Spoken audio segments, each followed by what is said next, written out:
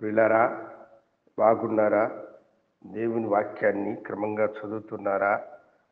ప్రార్థించుతున్నారా?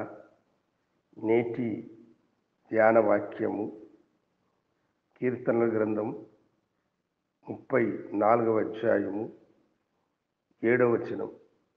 యెహోవా యందు భయభక్తులు కలిగిన వారి చుట్టూ ఆయన దూత కావలి ఉండి వారిని రక్షించును. దేవుడు తన బిడ్డలకు అనుగ్రహించేటువంటి భద్రత అత్యున్నతమైనటువంటిది. మనుషులు సమీపించలేనటువంటి భద్రత అది.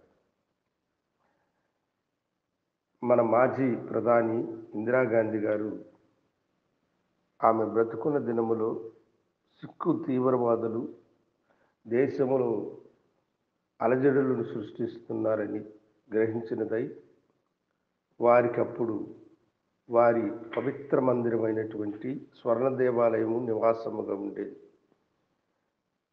ఆమె ఆ స్వర్ణ దేవాలయం మీద రాణువ దాడిని చేయించి తీవ్రవాదులందరినీ కూడా ముట్టబెట్టింది. తమ పవిత్ర దేవాలయము అపవిత్రమైనదని కొందరు ఎంతో వేదన చెందినారు. ఆమెకు అత్యున్నతమైనటువంటి భద్రత ఉండేది. 24 గంటలు ఆమెను కాపాడే ఒక స్పెషల్ టాస్క్ ఫోర్స్ వారు ఉండేటువంటి వారు. ఆ దళము ఎప్పుడు కూడా ఆమెను కంటికి రెప్పలా కాపాడుతుంది. అయితే ఆ దళములోనే 2 సిక్కు మతమునకు చెందిన జవానులు ఉన్నారని ఎవరు గ్రహించలేకపోయినారు. ఆమె ఒక ఉదయకాలమందు తన ఇంటి లాన్లో వాకింగ్కి వెళుతూ ఉండగా ఆమెను తమ తుపాకీలతో వారే కాల్చి చంపినారు. ప్రపంచము ఎంతో దిగ్భ్రాంతిని వ్యక్తము చేసింది. భారతదేశం అంతా శోక సముద్రములో మునిగిపోయింది. ఒక ప్రధానికి ఆమెను కాపాడవలసినటువంటి భద్రత దళాలే ఆమె మీద దాడి చేశాయి. అయితే దేవుడు తన బిడ్డలైన మనకిచ్చేటువంటి భద్రత చాలా గొప్పది. సామాన్యులైన సామంతులకైనా దేవుడు ఒకే భద్రతనిస్తాడు. అది ఆయన యందు భయము భక్తి కలిగి జీవించేటువంటి వారు ఎంత దీనులైనా సరే ఆయన 24 గంటలు తన బిడ్డలను కాపాడడానికి శక్తి కలిగినటువంటి వారు. ఒకసారి ఒక భక్తి కలిగిన కుటుంబంలో డిగ్రీ చేసినటువంటి ఒక సహోదరుడు ఏ ఉద్యోగము తనకు దొరకక మెకానిక్ ఉద్యోగమైనా చేయాలని ఒక బస్సుకి అతడు క్లీనర్గా చేరాడు. అది స్వల్పమైన ఉద్యోగమే, కానీ తన లేమి పోవాలంటే ఆ పని తనకు అవసరము అప్పటికని అతడు అనుకున్నాడు.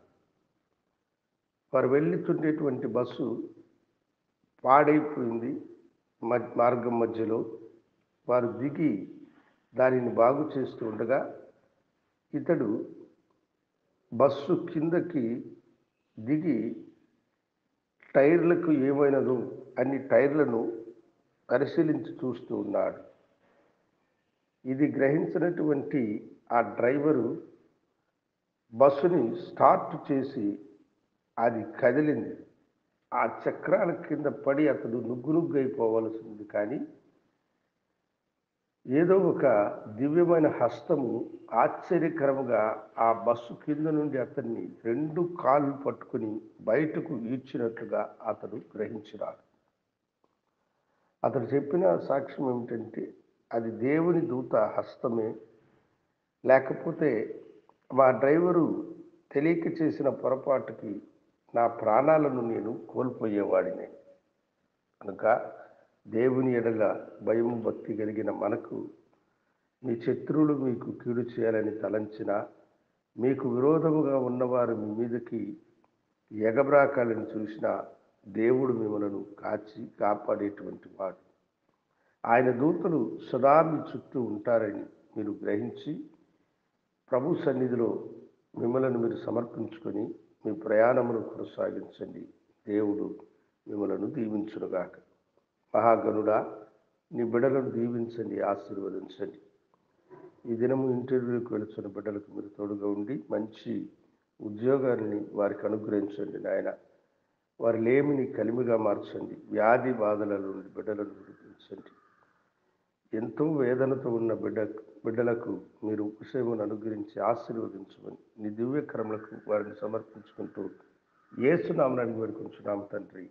ఆమేన్. శుభోదయం. ప్రభువు మిమ్మల్ని దీవించునుగాక. ఆమేన్.